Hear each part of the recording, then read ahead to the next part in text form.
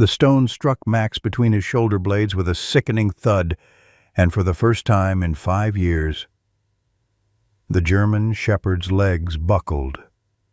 Blood matted his golden coat as another rock found its mark. Then another. The crowd pressed closer, their faces twisted with righteous fury, clutching stones like weapons of justice. "Get him!" Buck Martinez shouted, his voice cutting through the evening air. "Dangerous beast's been terrorizing our town long enough." Max's amber eyes never left the diner's upstairs window where 6-year-old Emma Mitchell's face appeared, pressed against the glass, tears streaming down her cheeks. Even as Mrs. Henderson's weathered hands hurled another stone, even as the mob closed in with murderous intent. Max struggled forward, not away from the violence, but toward the building he'd guarded faithfully for months. The townspeople of Millbrook, Wyoming, believed they were protecting their children from a monster. They had no idea they were destroying their guardian angel. Leave a like and share your thoughts in the comments, along with the city you're watching from now. Let's continue with the story. 3 months earlier, Sarah Mitchell had arrived in Millbrook with nothing but a U-Haul truck, a traumatized 6-year-old daughter, and the keys to her grandmother's failing diner. The Pine Ridge Diner sat on Main Street like a monument to better times. Its faded red vinyl booths and cracked linoleum floors telling stories of a town that prosperity had forgotten. When the coal mine closed 2 years back, half the businesses on Main Street had shuttered their windows and never reopened. Sarah was 34, a former Denver EMT who'd traded her ambulance for an apron and a prayer that small-town life might heal what her marriage had broken.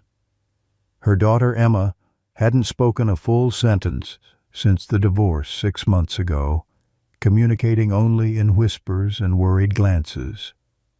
The restraining order against Sarah's ex-husband Tommy Brennan was supposed to protect them, but paper couldn't stop the nightmares or the way Emma flinched at sudden sounds.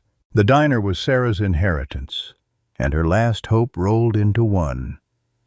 Grandmother Rose had left her the building free and clear, but the mortgage payments, utility bills, and dwindling customer base painted a grim picture. Sarah was already $12,000 behind, and winter was coming to Wyoming with all its harsh realities. That's when Max appeared. Nobody knew where the German shepherd came from. One morning he was simply there, lying beside the diner's back door like he'd always belonged. He was a magnificent animal, easily 80 pounds of muscle and intelligence, with a coat that caught the morning sun like spun gold and eyes that seemed to hold ancient wisdom. But something in those amber depths spoke of loss, of purpose unfulfilled. The townspeople of Millbrook took an immediate dislike to the stray. Buck Martinez, who ran the town council with the authority of a man who'd never been contradicted, declared Max a public nuisance. Sheriff Jim Morrison, a decent man trapped between duty and politics, found himself fielding daily complaints about the dangerous dog lurking around Main Street. Mrs. Rose Henderson, the 71-year-old matriarch whose opinion carried weight in every conversation from the post office to the church pews, pronounced Max unnatural and wrong somehow. Her grandson claimed the dog had threatened him, though when pressed for details, the boy's story changed with each telling. Max never begged, never scavenged, never showed aggression toward anyone. He simply existed in the space behind the diner, watching the world with those knowing eyes, drinking only from the creek that ran behind the building, and maintaining a vigil that no one understood but everyone resented. The morning Sarah found Max sleeping by her back door for the 3rd consecutive week. Buck Martinez was already organizing what he called a public safety meeting at the town hall. Word spread through Millbrook like wildfire through dry grass, and by evening, the small meeting room was packed with concerned citizens clutching coffee cups and grievances. "That mongrel's been here too long," Mrs. Henderson declared from her usual front-row seat, her voice carrying the authority of someone who'd buried 3 husbands and outlasted 2 mayors. "It's not natural for a dog to just appear and refuse to leave. Animals know when they're not wanted." Buck Martinez stood at the podium, his chest puffed with self-importance. At 48, he owned the hardware store, served on the town council, and considered himself Millbrook's unofficial mayor. "Folks, we've got a situation that's affecting our quality of life and our businesses. This stray dog is threatening customers, spreading disease, and frankly, it's hurting our economic recovery." Sarah sat in the back row. Emma curled against her side, watching the proceedings with growing unease. She'd seen Max every morning for 3 weeks now, and never once had he shown aggression or even approached a customer. If anything, he seemed to go out of his way to avoid contact with people. "My grandson Billy won't even walk to school anymore," Mrs. Patterson added, her voice shrill with maternal concern. "Says that dog watches him with evil eyes. What kind of environment are we creating for our children?" Pastor David Williams, a gentleman in his mid-40s who'd moved to Millbrook with hopes of rebuilding both the congregation and the community, raised his hand tentatively. "Has anyone actually witnessed this dog doing anything harmful? Perhaps we're being hasty in our judgment." The room erupted in voices. "It doesn't matter if you've seen it," Buck shot back. "The potential for danger is enough. We have children in this town. Pastor, are you willing to risk their safety for a stray mutt?" Sheriff Jim Morrison shifted uncomfortably in his seat near the door. At 52, he'd seen enough genuine threats to know the difference between real danger and manufactured fear. But in a town of 847 people, public opinion carried more weight than his badge sometimes allowed. "I've had 23 businesses sign a petition for the dog's removal," Buck continued, pulling out a manila folder thick with papers. "Every shop owner on Main Street agrees that this animal represents a threat to public safety and economic stability." Sarah's stomach dropped. 23 businesses meant virtually every establishment still operating in Millbrook. Her diner depended on every single one of those customers, and she was already hanging by a financial thread. Emma tugged at her mother's sleeve and whispered something so quietly Sarah had to lean down to hear. "Max is a good dog, Mommy. He keeps the bad man away." "What bad man, sweetheart?" Sarah asked. But Emma had already retreated into her shell, thumb in her mouth, eyes distant. The meeting continued for another hour, with neighbor after neighbor sharing stories of feeling uneasy or threatened by Max's presence. The tales grew more dramatic with each telling, until you'd think the German shepherd was some kind of wolf stalking the streets, rather than a dog who spent most of his time lying quietly behind a diner. When the final vote was taken, it was unanimous. Max had to go. Buck Martinez smiled with satisfaction as he delivered the ultimatum. "Sarah Mitchell, since this animal has taken up residence on your property, you have 48 hours to remove it. If you fail to do so, the town council will be forced to revoke your business permits for maintaining a public nuisance." Sarah felt the blood drain from her face. Losing her business permits meant losing the diner, which meant losing everything, She'd used her life savings to move to Millbrook and get the restaurant operational. There was no safety net, no backup plan. But as she drove home that night, Emma sleeping in the passenger seat, Sarah couldn't shake the memory of her daughter's whispered words. "He keeps the bad man away." What bad man? Emma hadn't mentioned anyone frightening her at school or in town. The only man Sarah could think of who might qualify as bad was Tommy. But he was still in Denver, supposedly staying away as the restraining order required, at home. Sarah tucked Emma into bed and stood at the kitchen window, looking out into the darkness behind the diner. Max was there, as always, a dark silhouette against the moonlit grass. But tonight, something was different about his posture. He wasn't lying down or resting. He was sitting upright, alert, watching something she couldn't see. Sarah made herself a cup of coffee and decided to stay up, to observe this dog that had somehow become the center of her small town's fury. At midnight, Max stood and began walking a slow, deliberate circle around the diner. His movements weren't random or restless. They were methodical, purposeful, like a security guard making rounds. By 1 a.m., Sarah realized she was watching something remarkable. Max wasn't just wandering around her property. He was patrolling it every few minutes. He'd stop at a different corner or doorway, standing perfectly still for exactly 3 minutes before moving to the next position. When he finished his circuit, he'd return to his spot near the back door and sit vigil for another hour before beginning again. This wasn't the behavior of a stray dog looking for food or shelter.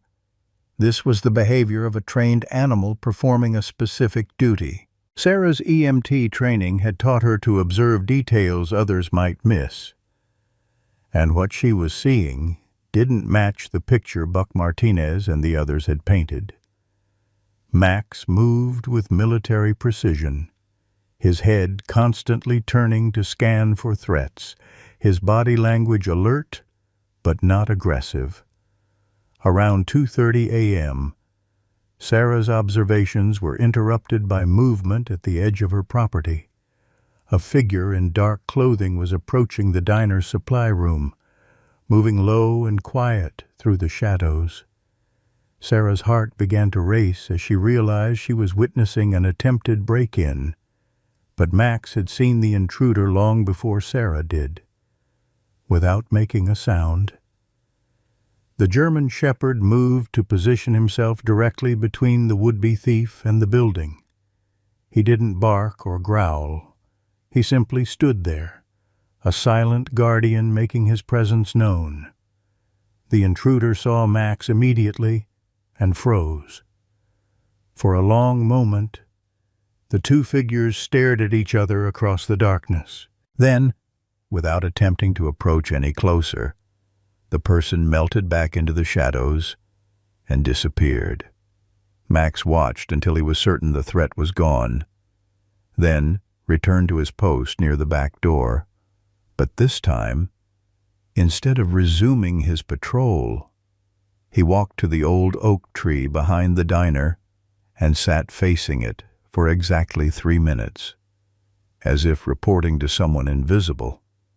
Sarah's mind raced as she processed what she'd witnessed. Max wasn't threatening anyone. He was protecting her property. He'd prevented a burglary without violence, without even making a sound that might wake Emma. And yet, in less than 36 hours, she was supposed to call animal control to have him removed. The coffee cup trembled in her hands as the full weight of her situation settled over her. The entire town wanted Max gone, and her livelihood depended on keeping her neighbors happy. But Emma's words echoed in her memory. He keeps the bad man away, man. What if her 6-year-old daughter was the only person in Millbrook who understood what Max was really doing there? The next evening, Sarah made a decision that would change everything. Instead of going home after closing the diner, she stayed late, ostensibly to work on the books, but really to observe Max's nighttime behavior. She'd borrowed a small camping chair from the supply room and positioned herself by the kitchen window where she could watch the back area without being seen. At exactly 10:47 p.m., Max began his patrol. Sarah had brought a notebook and started timing his movements, documenting what she was seeing with the methodical precision her EMT training had drilled into her. Max's route never varied. He checked the supply room door, the main entrance, each window, and even the roof access ladder with military precision. Every stop lasted exactly 3 minutes before he moved to the next checkpoint. But it was what happened at 2:30 a.m. that made Sarah's blood run cold. A hooded figure emerged from the tree line behind the diner, moving with practiced stealth toward the supply room. This wasn't a random vagrant looking for food or shelter. The person knew exactly where they were going, carried what looked like tools, and moved with the confidence of someone who'd done this before. Max's response was immediate and silent. One moment he was sitting by the back door. The next he was flowing through the shadows, like liquid darkness, positioning himself between the intruder and the building. No barking, no growling, no aggressive posturing, just presence. The would-be burglar stopped dead when they spotted Max. Even from her window, Sarah could see the person's body language change from confident to wary. They circled left, trying to find another approach.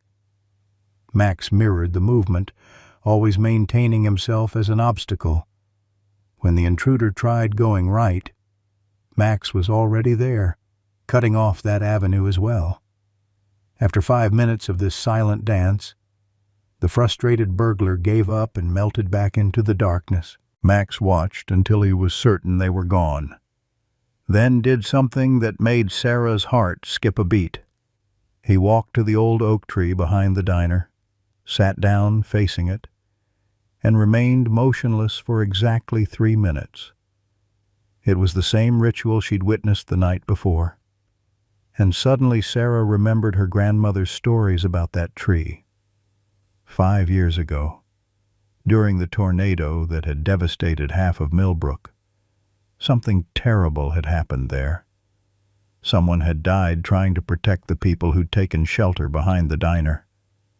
Sarah's hands shook as she scribbled notes. Max wasn't just guarding her property randomly. He was following a specific protocol, as if he'd been trained for this exact situation. But trained by whom? And why here? Why now? 5 years after the tornado. The next morning brought fresh hell. Buck Martinez was waiting for her when she arrived to open the diner, flanked by Mrs. Henderson and 3 other town council members. Their faces wore the grim satisfaction of people delivering ultimatums. "Time's up, Sarah," Buck announced without preamble. "That animal goes today, or we pull your permits." "But he's not hurting anyone," Sarah protested, the words tumbling out faster than she could organize them. "I've been watching him, and he's actually protecting the property. Last night, someone tried to break in, and Max stopped them without any violence or noise that might have disturbed convenient story." Mrs. Henderson interrupted, her voice dripping with skepticism. "Mighty strange how you suddenly have a break-in right when you need to justify keeping that beast around." "It's not a story. It's the truth. If you'd just listen." "We've heard enough." Buck cut her off. "Sheriff Morrison is on his way with animal control. Don't make this harder than it needs to be." As if summoned by his words, Sheriff Morrison's patrol car pulled up to the curb, followed by a white van with Teton County Animal Control printed on the side. Sarah's stomach dropped as she recognized the driver, Carl Brennan, Tommy's uncle. The family resemblance was unmistakable, and the cruel smile on his face told her this was personal. "Mrs.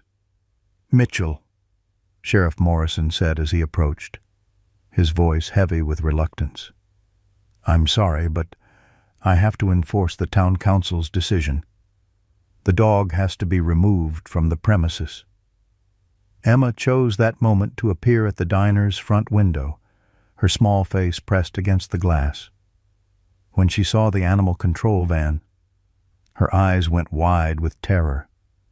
She began pounding on the window, screaming words that cut through Sarah's heart like broken glass. "No, don't take Max. He protects us from Daddy." The words hung in the air like a physical presence. Sarah felt the world tilt sideways as the implications hit her. Emma's selective mutism, her fear of strangers, her whispered warnings about the bad man, it all suddenly made terrible sense. "What did she say about her daddy?" Sheriff Morrison asked, his voice sharp with professional interest.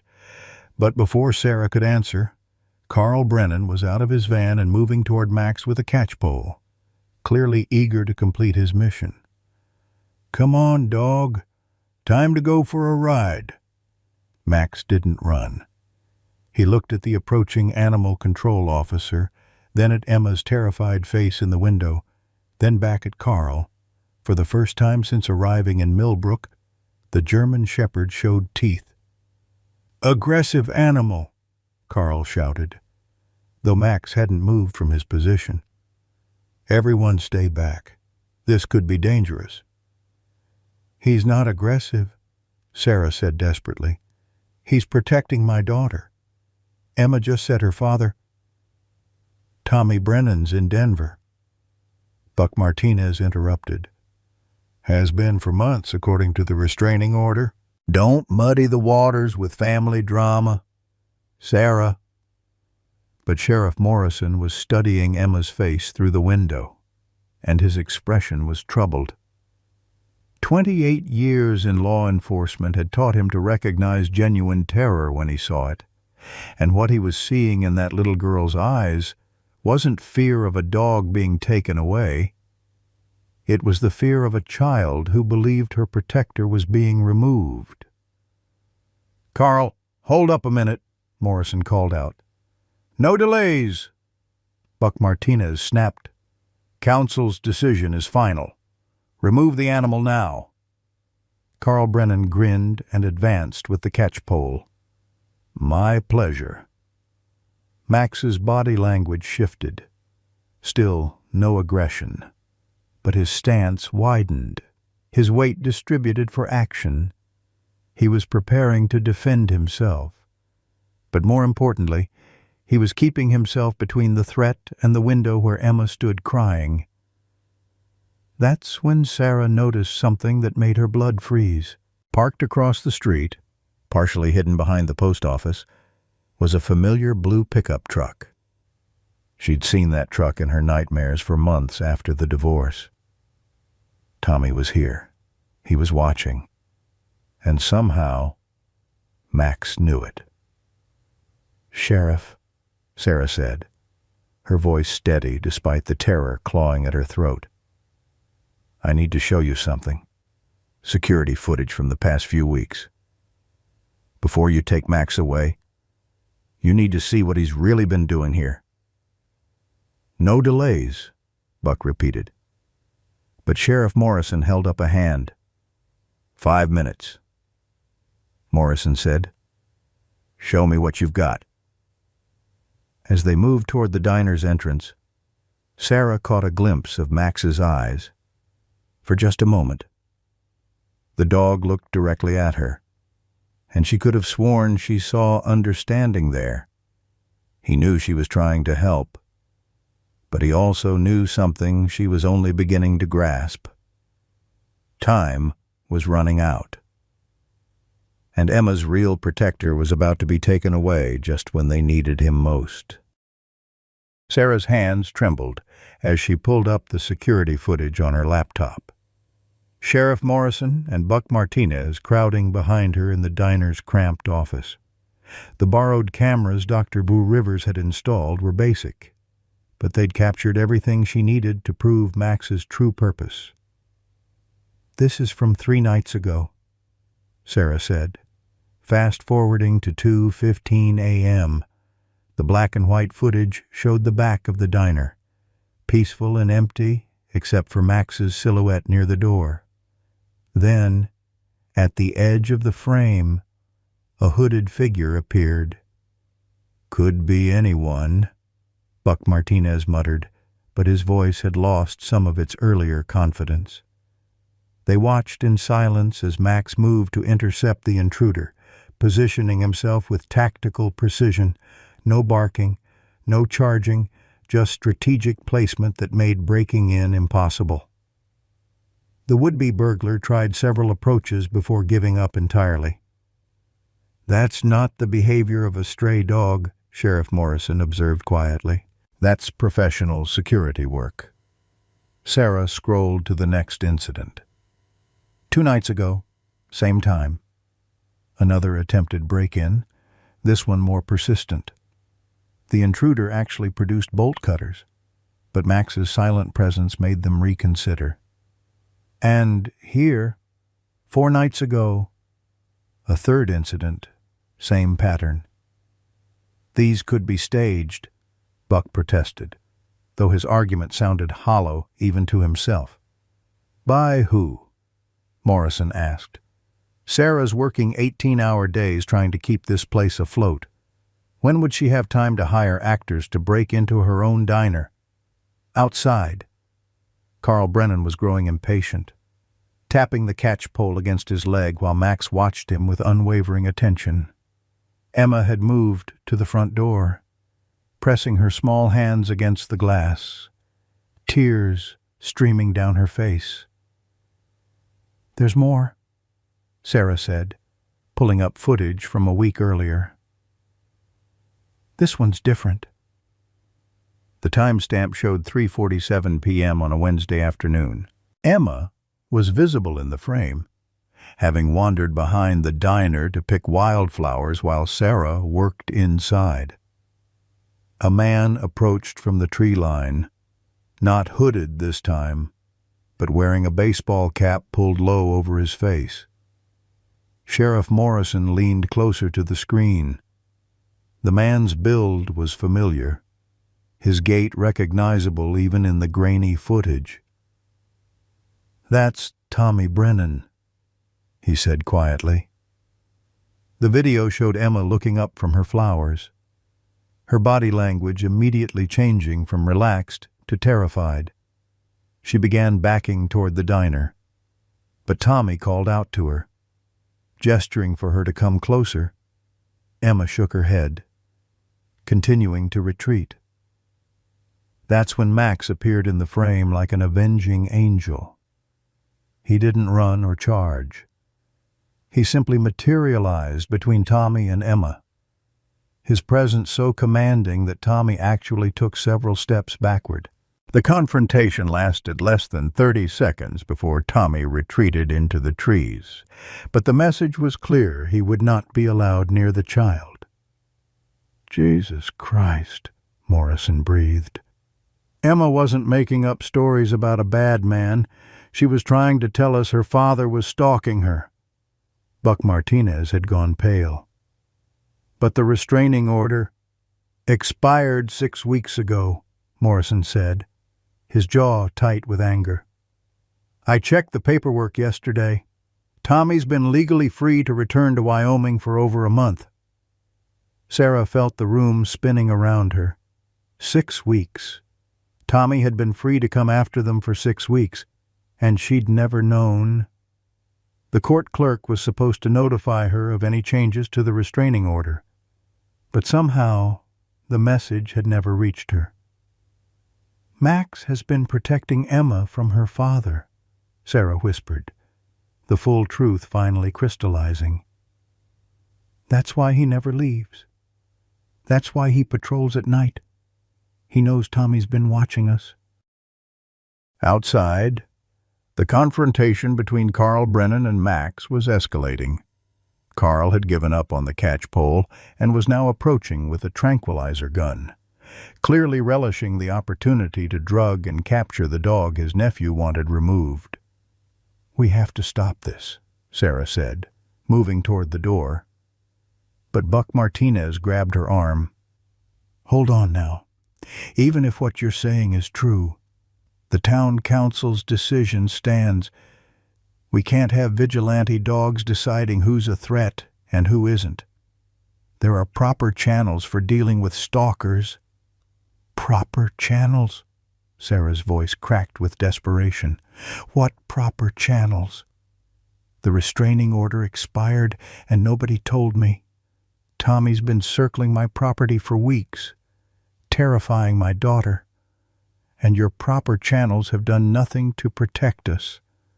Sheriff Morrison was studying the footage again, his expression grim. "How long has Max been here?" "About 3 months." Sarah replied. "And when did these break-in attempts start?" Sarah checked her notes. "The first one I documented was 6 weeks ago, but there might have been others before I started watching." 6 weeks," Morrison repeated. "Right around the time Tommy's restraining order expired." The implication hung heavy in the air. Tommy had been testing the defenses, probing for weaknesses, waiting for the right moment to make his move. And the only thing standing between him and Emma had been a German shepherd that the entire town wanted gone. Through the window, they could see Carl raising the tranquilizer gun, aiming at Max's chest. Emma's screams grew louder, her small fists beating against the glass. Max didn't move to avoid the weapon. Instead, he positioned himself more directly between the threat and the window where Emma stood, accepting that he might be shot if it meant maintaining his protective position.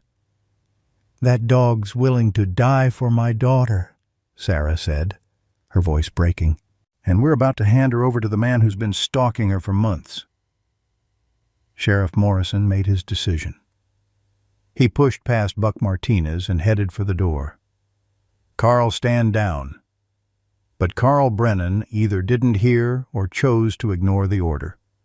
The tranquilizer gun fired with a soft pop, and the dart struck Max in the shoulder. The German shepherd staggered, but didn't fall, his legs shaking as he fought the effects of the drug.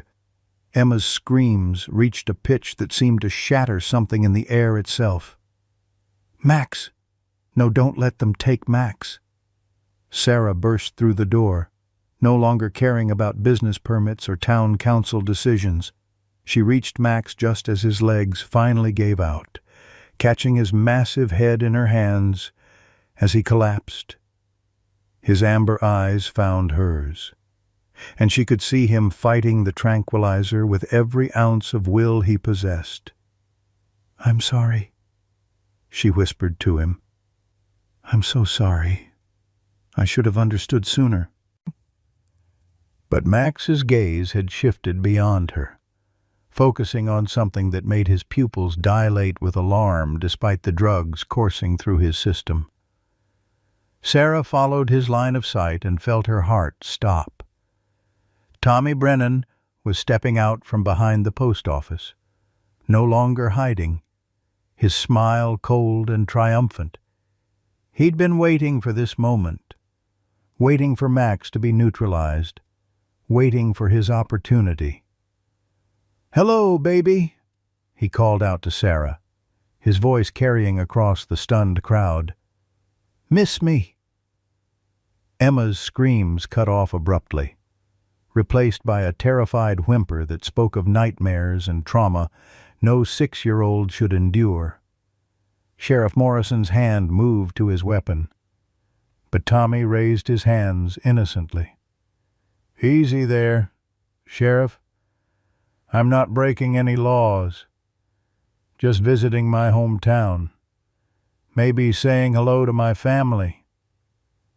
Carl Brennan was already loading Max's unconscious body into the van, his movements quick and efficient.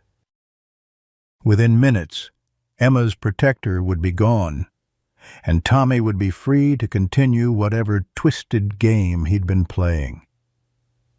The crowd that had gathered to watch Max's removal stood frozen, finally understanding the magnitude of their mistake. They'd spent weeks demanding the removal of the only thing standing between a child and her stalker. And now it was too late to take it back. Mrs. Henderson's voice cut through the silence, shaky with horror and guilt. "Dear God, what have we done?"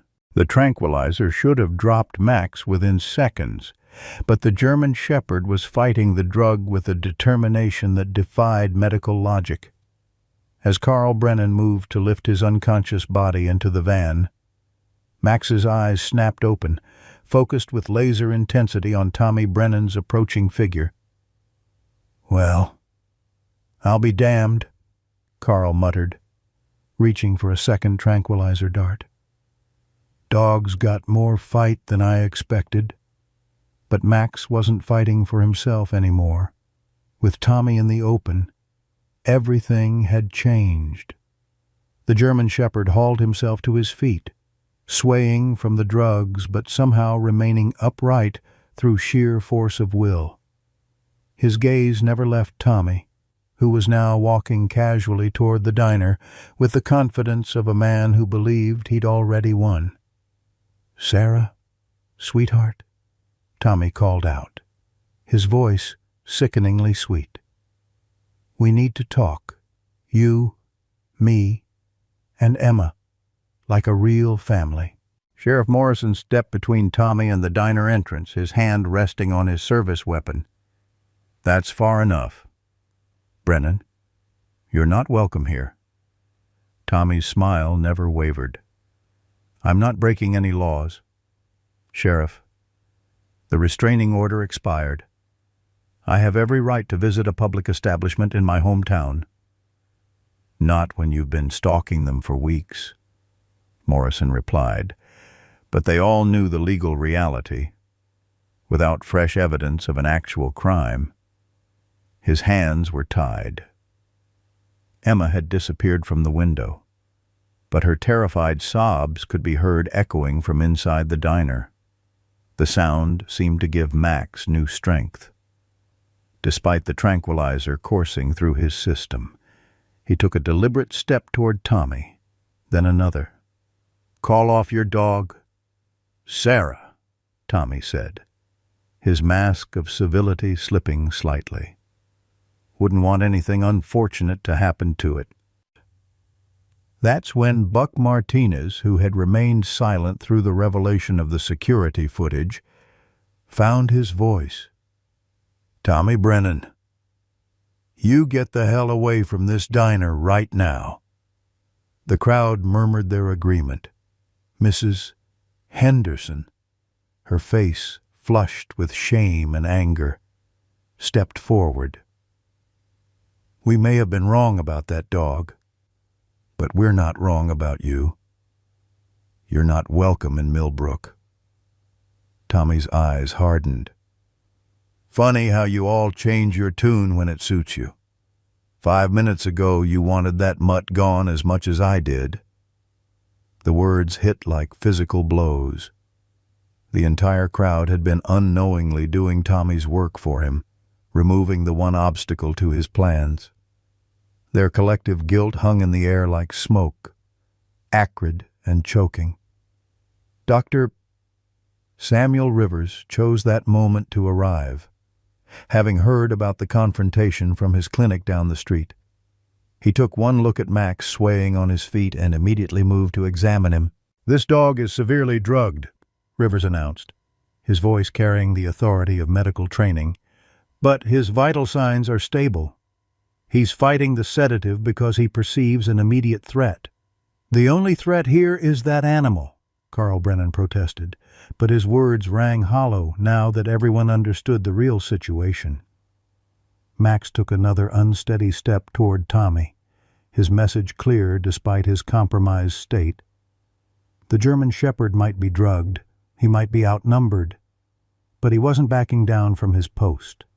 Tommy's facade finally cracked completely. "I'm getting real tired of this game. Sarah, call off the dog, pack up my daughter, and let's go home where we belong." "She's not your daughter anymore," Sarah said, finding her voice and her courage simultaneously. "You gave up that right when you put your hands on me." The admission hung in the air like a confession. Sheriff Morrison straightened, his professional instincts kicking into overdrive. "Sarah, are you saying Tommy assaulted you during your marriage?" Sarah had kept the secret for so long that speaking it aloud felt like stepping off a cliff. "Multiple times. Emma saw it happen. That's why she stopped talking after the divorce. That's why she's terrified of him." Tommy's laugh was ugly and cold. Ancient history. Baby. No proof. No witnesses who matter. Just the word of an unstable woman against her devoted husband. But Emma's voice cut through his bravado like a knife. She had appeared at the diner's doorway, small and fragile but speaking with crystal clarity for the first time in months. "You hurt Mommy," she said, her words carrying the weight of traumatic memory. "You said you'd hurt me too if I told anyone. Max knows. Max keeps you away." The crowd exchanged shocked glances. Pastor Williams, who had arrived just as the confrontation escalated, stepped forward with his hands raised peacefully. "Tommy," the pastor said quietly, "perhaps it's time for you to leave. Whatever happened in the past, this isn't the way to resolve it." "Mind your own business, preacher," Tommy snarled, his mask completely gone now. "This is between me and my family." Max chose that moment to make his move, despite the tranquilizer slowing his reflexes. The German shepherd placed himself directly between Tommy and the diner entrance where Emma stood. His legs trembled from the drugs, but his resolve was unshakable. Tommy reached into his jacket and produced something that made the entire crowd gasp. Not a gun, but a thick piece of rope fashioned into a noose. "Always said I'd put that mutt down myself if I got the chance." Sheriff Morrison's weapon cleared its holster in one smooth motion. "Drop it, Tommy. Right now." "It's just rope." "Sheriff," Tommy said with mock innocence. "Not illegal to carry rope." But the threat was unmistakable. Carl Brennan, seeing an opportunity to complete his mission while Tommy distracted everyone, approached Max from behind with a heavy tranquilizer gun loaded with a second dart. "Doctor," Rivers saw what was happening and called out a warning. "Stop! Another dose could kill him in his current state." Carl ignored the warning, raising the gun toward Max's neck. But Max, despite his compromised condition, sensed the approach. He spun around with surprising speed and knocked the weapon from Carl's hands with his snout.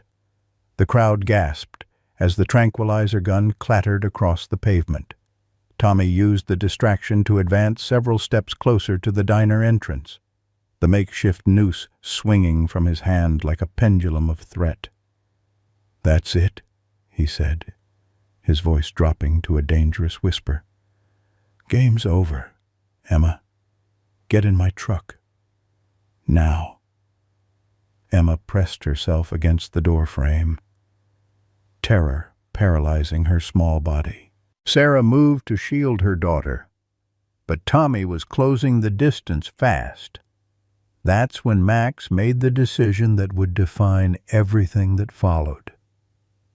Fighting through the tranquilizer that should have rendered him unconscious, the German shepherd gathered his remaining strength and placed himself directly in Tommy's path. not to attack, not to threaten, simply to stand as an immovable barrier between a predator and his intended victim, knowing that it might cost him his life. Tommy raised the noose, his intentions clear to everyone watching. The crowd held its collective breath as the confrontation reached its breaking point.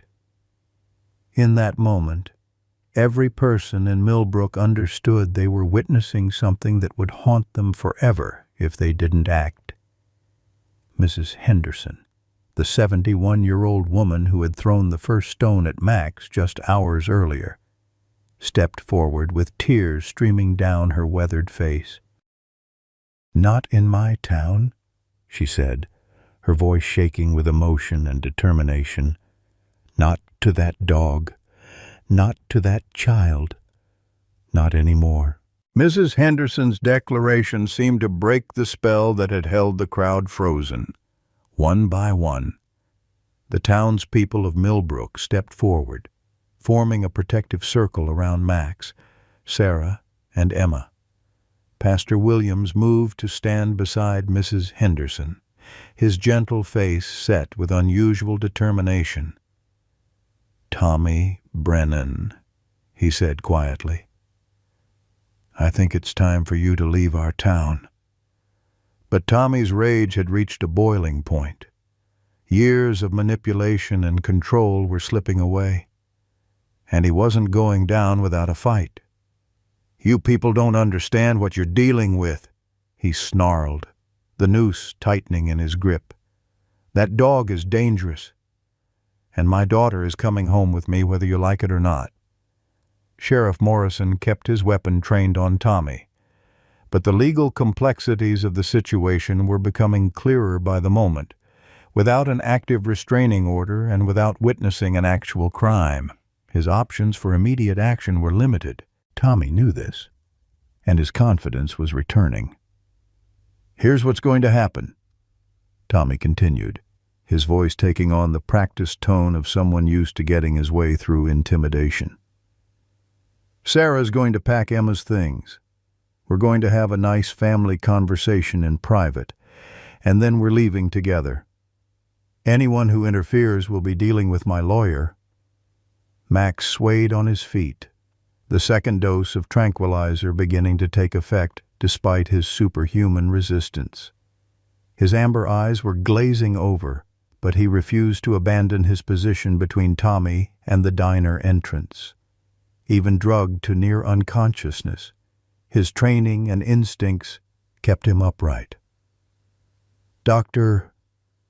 Rivers knelt beside the struggling German shepherd, checking his pulse and breathing. "This dog is in serious distress," he announced to the crowd. "The combination of drugs and stress could cause heart failure. He needs immediate medical attention." "Then put him out of his misery," Tommy said coldly, raising the noose higher. "I'll do it myself if nobody else has the guts." That's when Emma stepped out from behind her mother, her small voice cutting through the tension like a blade. "Don't hurt Max. Please don't hurt him." The sight of the 6-year-old pleading for the dog's life while her own father threatened violence seemed to shatter something fundamental in the watching crowd. These were people who had lived through hard times, who understood loyalty and sacrifice, who had somehow lost their way in fear and prejudice. Buck Martinez, who had led the charge against Max just hours earlier, found himself speaking words he never expected to say. "Tommy, that dog has shown more courage and decency in 3 months than you've shown in your entire life." "Shut your mouth, Martinez," Tommy snapped. "This is family business." "No," Buck replied, his voice growing stronger. "This became community business the moment you threatened a child and an animal under our protection." Mrs. Henderson stepped closer, her weathered hands trembling with age and emotion. "I threw rocks at that dog this morning," she said, her voice thick with shame. "Threw rocks at a creature that was protecting a little girl from her own father. I've done many things in my 71 years that I'm ashamed of. but nothing as shameful as this." The crowd murmured their agreement, a collective confession of guilt and recognition of their terrible mistake. But Tommy wasn't interested in their redemption story. He was focused on Sarah and Emma, his obsession crystallizing into dangerous action. "Enough of this small-town drama," he said, taking another step toward the diner. "Emma, I'm not asking again. Get in the truck." Max tried to intercept him, but the tranquilizer finally won. The German shepherd's legs buckled, and he collapsed onto the pavement with a soft thud that seemed to echo like thunder. Emma's scream of anguish cut through the air as she saw her protector fall. "Max! No, get up! Max!" Sarah knelt beside the unconscious dog, her hands checking for breathing, for a heartbeat, for any sign of life. Dr. Rivers was beside her immediately, his medical bag appearing as if from nowhere. "He's alive," Rivers said quickly, "but barely. His heart is struggling with the drug combination." Tommy smiled with cold satisfaction. "Problem solved. Now, Emma, let's go home." But as he reached for his daughter, something unexpected happened. The circle of townspeople didn't part to let him through. Instead, they moved closer together, creating an impenetrable wall of human bodies between Tommy and his target. "You'll have to go through all of us," Pastor Williams said quietly. Tommy's laugh was ugly and harsh. "You think I won't? You think I'm afraid of a bunch of small-town losers?" That's when Sheriff Morrison made his move. "Thomas Brennan, you're under arrest for making terroristic threats, harassment, and violation of the public peace." "On what grounds?" Tommy demanded. "I haven't broken any laws." "Threatening to hang a dog in front of a child constitutes animal cruelty and child endangerment," Morrison replied, moving to cuff Tommy's hands behind his back.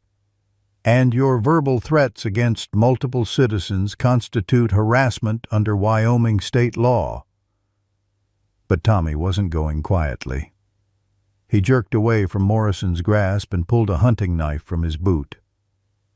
The blade glinting in the afternoon sun, the crowd gasped and stepped back as he waved the weapon wildly. "Stay back!" he shouted. "All of you stay back, Emma. Get over here now, or somebody's going to get hurt." Emma remained frozen by Max's side, her small hands stroking his unconscious head. "I won't leave Max," she whispered. "I won't leave him." The standoff stretched taut as a wire. Tommy with his knife, Morrison with his gun, the crowd caught between protection and self-preservation.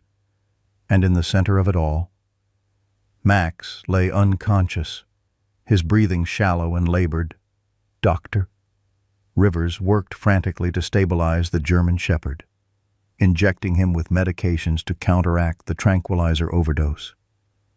"Come on, boy," he muttered under his breath. "Don't give up now. That little girl needs you." Sarah watched her daughter's face, seeing a determination there that reminded her of the woman she used to be before Tommy's abuse had broken her spirit. Emma wasn't just refusing to go with her father. She was making a stand for the creature that had protected her when no one else could. "You want to know why that dog never left?" Sarah said suddenly, her voice carrying across the tense silence. "You want to know why Max stayed here month after month, taking abuse from people who should have thanked him?" Tommy's grip on the knife tightened. "I don't care about your sob story, Sarah, because he was keeping a promise," Sarah continued, her voice growing stronger. "A promise made by someone who died protecting this town 5 years ago. Max isn't just a stray dog, Tommy. He's a hero who never forgot his duty. The words seemed to hang in the air like a revelation. Several people in the crowd exchanged glances, remembering stories about the tornado, about the officer who had died saving civilians behind the diner. Mrs. Henderson gasped softly. "Marcus Thompson," she whispered. "The K-9 officer who died in the tornado. This is his dog." The recognition rippled through the crowd like wildfire. Marcus Thompson had been a local boy, born and raised in Millbrook, who had joined the police force and the K-9 unit to serve his community. When he died protecting civilians from the tornado, he had become a local legend. Tommy's face twisted with rage and frustration. "I don't care if that mutt belonged to George Washington himself. Emma is my daughter, and she's coming with me." He raised the knife higher, his intentions clear. If he couldn't have Emma, he would make sure no one else could protect her either. That's when Max's eyes opened.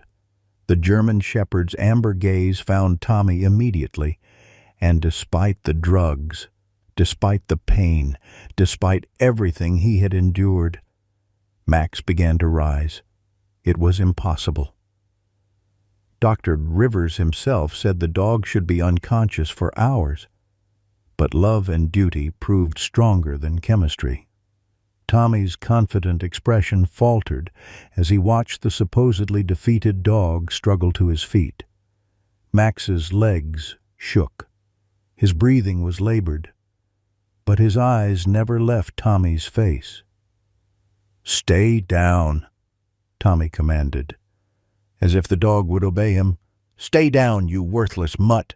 But Max took one unsteady step forward, then another. Behind him, Emma whispered encouragement.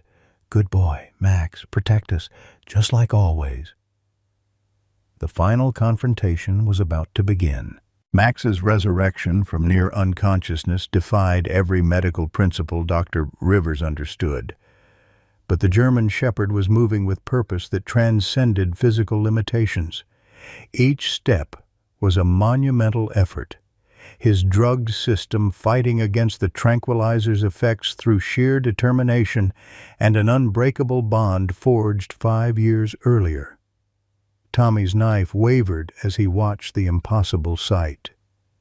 "I said stay down!" he screamed, his voice cracking with frustration and fear. The control he'd exercised through intimidation for years was crumbling before his eyes, undone by a dog that refused to abandon his post. Sheriff Morrison saw his opportunity and lunged forward. But Tommy spun around with surprising speed, slashing wildly with the hunting knife. The blade caught Morrison across the forearm, drawing blood and forcing him to retreat. The crowd gasped and pulled back, giving Tommy more space but also more desperation. More, "Now you've done it," Morrison said grimly, blood seeping through his uniform sleeve. "Assaulting a law enforcement officer is a felony. Tommy, you're looking at serious prison time." But Tommy was beyond caring about consequences. His obsession with reclaiming control over Sarah and Emma had consumed whatever rational thought remained. Prison, freedom, doesn't matter, he snarled. "I'm not leaving without my family." Max continued his agonizing advance, each step a testament to willpower over physical capability. The tranquilizer should have kept him unconscious for hours, but somehow the German shepherd was drawing strength from a source deeper than muscle and bone. His amber eyes held an intelligence that seemed to understand exactly what was at stake. Emma watched from beside Dr. Rivers, her small hands clasped together in prayer-like desperation. "Come on, Max," she whispered. "You can do it, just like when you saved me from Daddy before." And the revelation hit the crowd like a physical blow. Emma's words confirmed what many had suspected. This wasn't the first confrontation between Max and Tommy. The security footage had shown one incident, but clearly there had been others. Times when the German Shepherd had intervened to protect the child from her own father. Mrs. Henderson, tears streaming down her weathered cheeks, stepped forward despite the danger. "Tommy Brennan, you should be ashamed of yourself, threatening a child, threatening an animal that's shown more nobility than you ever have." "Shut up, old woman," Tommy spat. But his attention was divided between the advancing dog and the crowd that seemed to be growing braver by the moment. Buck Martinez, whose leadership had helped orchestrate Max's removal just hours earlier, found himself speaking words that would haunt him forever if he remained silent. "I've lived in this town for 48 years, he said, his voice carrying across the tense silence. "I've seen good people and bad people, but I've never seen evil like this. A man who would terrorize his own child." Tommy's rage exploded. "You don't know anything about my family. You don't know what I've been through, what she put me through." He gestured wildly with the knife toward Sarah, who stood protectively near Emma. "I know what trauma looks like." Dr. Rivers said quietly, his hands still working to monitor Max's vital signs while the drama unfolded around them. "I've treated enough victims of domestic violence to recognize the signs. Emma's selective mutism, her fear responses, her attachment to a protective figure, these are classic symptoms of child abuse." The clinical diagnosis hung in the air like an indictment. Several women in the crowd exchanged knowing glances, recognizing their own stories in Emma's silence and fear. Pastor Williams stepped forward, his gentle voice cutting through the tension. "Tommy, it doesn't have to end this way. You can still choose to walk away, to get the help you need, to break this cycle of violence." "Don't preach to me," Tommy screamed, his composure completely shattered. "I don't need help. I need my family back." Max had closed the distance between them to less than 10 feet, his progress slow but inexorable. Despite the drugs coursing through his system, despite the pain from the morning stoning, despite everything he'd endured, the German Shepherd maintained his approach with military precision. Tommy noticed Max's proximity and raised the knife in a threatening gesture. "I'll kill this dog right in front of you," he said to Emma, his voice cold with calculated cruelty. "Is that what you want? To watch your precious Max die? Because you won't come with Daddy?" The threat broke something inside Sarah. She had endured Tommy's abuse for years, had allowed fear to control her decisions, had nearly let the town destroy the one thing that had kept her daughter safe. But watching him threaten to murder Max in front of Emma ignited a fury she didn't know she possessed. "You want to fight," Sarah said, stepping forward to place herself between Tommy and both Emma and Max. "Then fight me. Leave them out of it." "Sarah, no," Sheriff Morrison warned, but she ignored him. "This has always been about control, hasn't it? Tommy?" Sarah continued, her voice growing stronger with each word. "You can't stand that I escaped, that Emma sees you for what you really are, that even a dog is braver than you'll ever be." Tommy's face contorted with rage. "You think you're brave now. You think these people will protect you. They wanted that mutt gone just as much as I did." "That's true," Mrs. Henderson said, her voice heavy with shame. "We did want Max gone.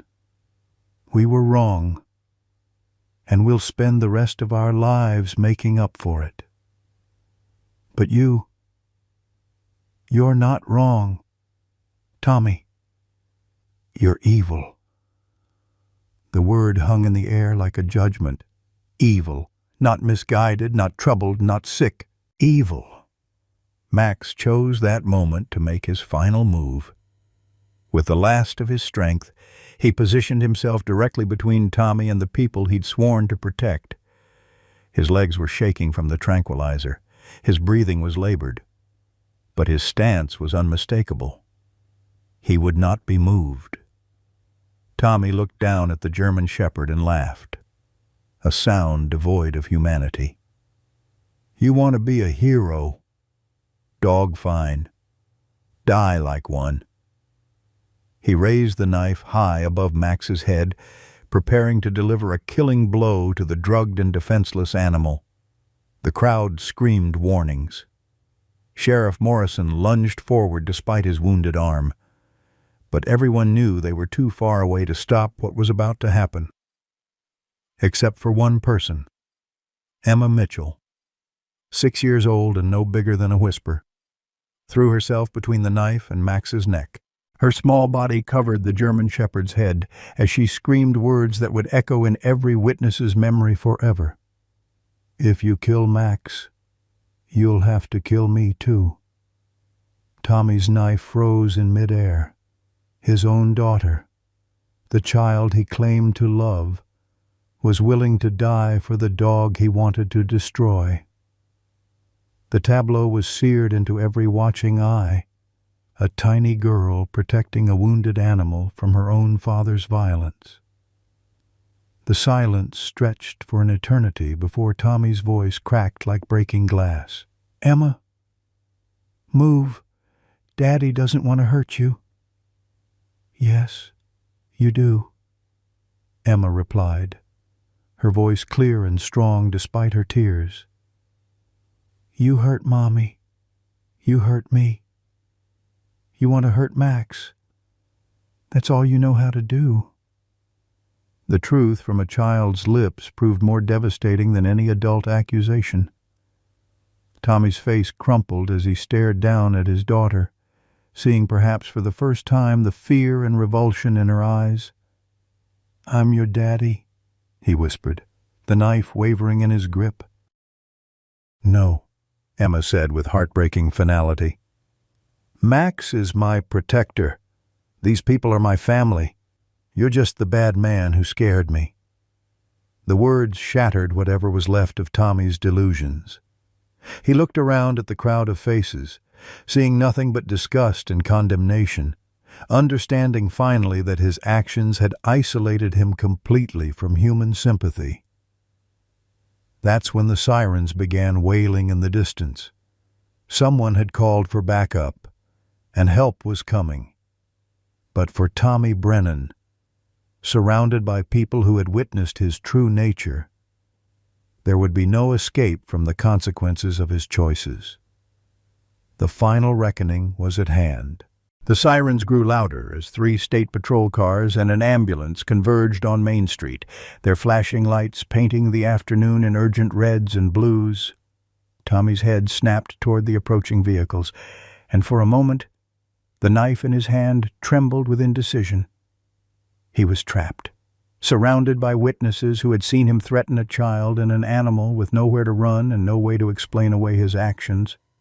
Sheriff Morrison, despite his wounded arm, maintained his weapon trained on Tommy while calling out to the arriving officers. "Suspect is armed with a knife, has threatened civilians, including a minor child. Approach with caution." The state troopers moved with practiced efficiency, establishing a perimeter while paramedics rushed toward Morrison's bleeding arm. But Tommy's attention had shifted back to Emma, who remained curled protectively over Max's still form, her small body shielding the German shepherd from further harm. "Emma," Tommy said, his voice taking on a wheedling, desperate tone that chilled everyone who heard it. "Daddy, sorry. I didn't mean to scare you. Come give Daddy a hug, and we'll forget all about this." Emma looked up at him with eyes that held no trace of childhood innocence. only the weary wisdom of someone who had seen too much. "I'm not scared anymore," she said quietly. "Max taught me to be brave." Dr. De Rivers continued working over the unconscious German Shepherd, checking vital signs and administering medications to counteract the tranquilizer overdose. "His heart rate is stabilizing," he reported to no one in particular, his voice tight with concentration. "But he needs proper medical facilities if he's going to make it." Mrs. Henderson stepped closer, her weathered hands clasped together as if in prayer. "Will he live? Doctor?"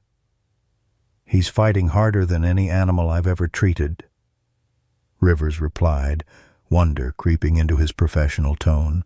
"It's like he knows how much depends on his survival." Pastor Williams moved to comfort Sarah, who stood frozen between relief that help had arrived and terror that Tommy might still find a way to hurt Emma or Max. "It's almost over," he murmured. "The truth is out now. Everyone has seen what kind of man he really is." But Tommy wasn't finished. As the state troopers advanced with weapons drawn, he made a desperate calculation. If he was going to prison anyway, he would make sure Sarah paid for what he saw as her betrayal. The knife shifted in his grip as he prepared for one final, vindictive strike. "If I can't have my family," he snarled, his mask of sanity completely gone, "then nobody can." He lunged toward Emma and Max, the blade aimed at the child's exposed back. Time seemed to slow as multiple people screamed warnings, as Sheriff Morrison fought to get a clear shot, as the state troopers shouted commands that Tommy was beyond hearing.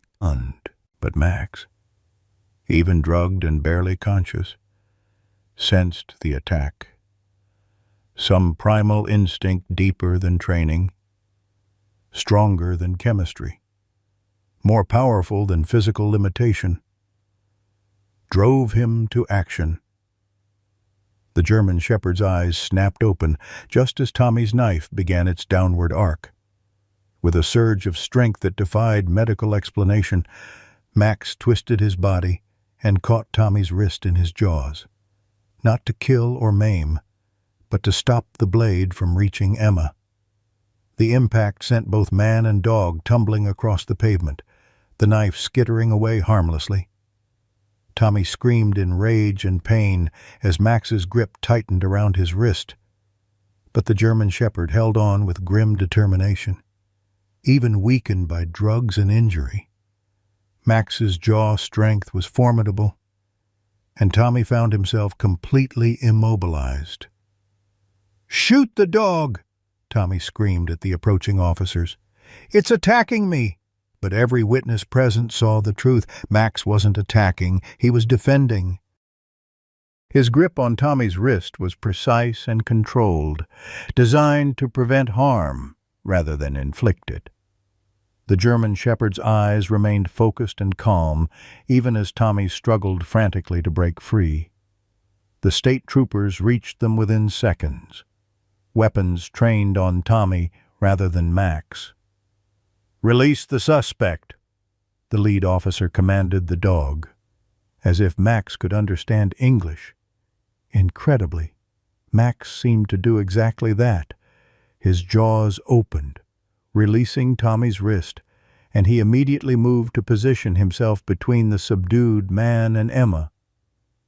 The German Shepherd swayed on his feet, the effort of the last few minutes having drained what little strength the tranquilizer had left him. But his protective stance remained unmistakable. Tommy was cuffed and pulled to his feet, his wrist bearing the clear imprint of Max's teeth, but no serious damage. The officers read him his rights while he ranted about the vicious animal that had attacked him, but his protests fell on deaf ears. Too many people had witnessed the truth for his lies to gain any traction. As the paramedics loaded Tommy into one ambulance and treated Sheriff Morrison's wound, Dr. Rivers made the decision to transport Max to his veterinary clinic immediately. "I need to get him on IV fluids and monitor his heart function," he explained to Sarah and Emma. "The next few hours are critical." Emma refused to be separated from Max during the transport. She rode in Dr. Rivers' truck, her small hand resting gently on the German Shepherd's head as he lay on a makeshift stretcher in the back seat. "Stay with me, Max," she whispered over and over. "Don't leave me now." The entire town seemed to follow them to the veterinary clinic.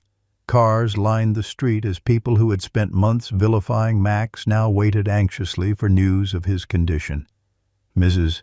Henderson organized a prayer circle in the parking lot, while Buck Martinez paced nervously, muttering self-recriminations about his role in the day's events.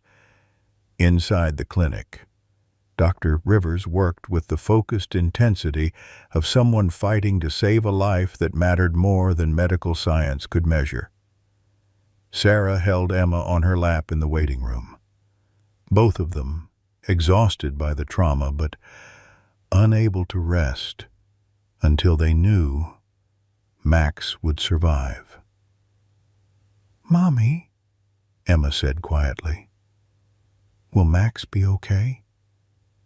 Sarah stroked her daughter's hair, marveling at the change in the child who had barely spoken for months. "I think so, sweetheart. Max is the strongest, bravest dog I've ever known. He saved us," Emma continued. "Even when everyone was mean to him, he saved us." The truth of those words settled over Sarah like a weight. Max had absorbed the town's hatred and violence, had endured stoning and drugging and threats, all while protecting a family that wasn't even his own. The magnitude of his loyalty and sacrifice was almost too much to comprehend. Hours passed before Dr. Rivers emerged from the treatment room, his scrubs stained and his face exhausted but smiling. "He's going to make it," he announced to the waiting crowd. "It was touch and go for a while, but his vital signs have stabilized. He should make a full recovery." The cheer that went up from the assembled townspeople could be heard for blocks. Mrs. Henderson wept openly. Buck Martinez pumped his fist in the air, and Pastor Williams led an impromptu prayer of thanksgiving. But it was Emma's reaction that mattered most. She threw her arms around Dr. Rivers' legs and hugged him with all her strength. "Thank you for saving Max," she said, her voice clear and strong. "Thank you for saving my hero." As news of Max's recovery spread through Millbrook, something fundamental shifted in the town's collective consciousness. The German Shepherd who had been their scapegoat became their symbol of redemption. His willingness to forgive, to continue protecting people who had wronged him, offered them a path back to their better selves.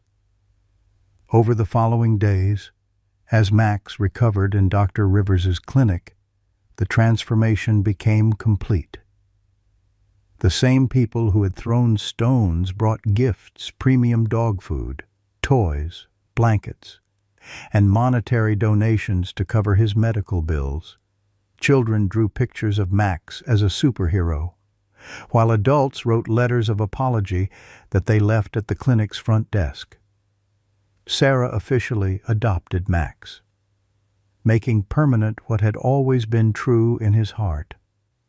The Pine Ridge Diner became Max's place, with the German Shepherd's picture prominently displayed and his story told to every visitor. Emma's selective mutism was gone completely, replaced by a confidence and joy that had been missing since the divorce. Tommy Brennan was charged with multiple felonies, including terroristic threats, assault on a law enforcement officer, child endangerment, and attempted animal cruelty. He would spend the next several years in prison, giving Sarah and Emma the peace they needed to heal. But perhaps the most meaningful change was in Max himself. The wariness that had marked his first months in Millbrook was gone, replaced by the contentment of an animal who knew he was loved and valued. He still patrolled the diner at night, but now it was celebrated rather than resented. Children would wave to him during his rounds, and adults would nod respectfully to the dog who had taught them about loyalty and forgiveness. On quiet evenings, when the diner was closed and the town was peaceful, Max would sit beneath the old oak tree behind the building. Sarah often wondered if he was communing with the memory of Marcus Thompson, reporting that his mission was complete, that the people he died protecting were safe. The German shepherd who had been stoned and shunned had become the heart of a community's redemption. Proof that love and loyalty could triumph over hatred and fear. His story would be told for generations in Millbrook, a reminder that sometimes the greatest heroes come on four legs and ask for nothing more than the chance to serve. Dear friends, this story of Max reminds us that true heroes often come in unexpected forms, asking for nothing but the chance to serve and protect those they love. In our golden years, we understand that loyalty isn't just a word, it's a sacred promise that transcends time, circumstance, and even death itself. Like Max, we've all known the pain of being misunderstood, the weight of standing alone for what's right, and the profound joy of seeing love triumph over hatred. This German shepherd's unwavering devotion to Emma and Sarah, even when the whole town turned against him, reflects the same steadfast love we've given our families, our communities, and our country throughout our lives. Max's story teaches us that it's never too late for redemption, that small acts of courage can change everything, and that sometimes the greatest gift we can give is simply refusing to give up on someone who needs us. As we face our own challenges of aging, health concerns, and changing relationships, Max reminds us that our capacity to love and protect never diminishes. It only grows stronger with time and wisdom. Discussion questions. Have you ever had a pet or known an animal that showed extraordinary loyalty during a difficult time in your life? Can you share a moment when you realized you had misjudged someone, and how did you make it right? Please share your thoughts and similar experiences in the comments below. We'd love to hear your stories of loyalty, redemption, and unexpected heroes.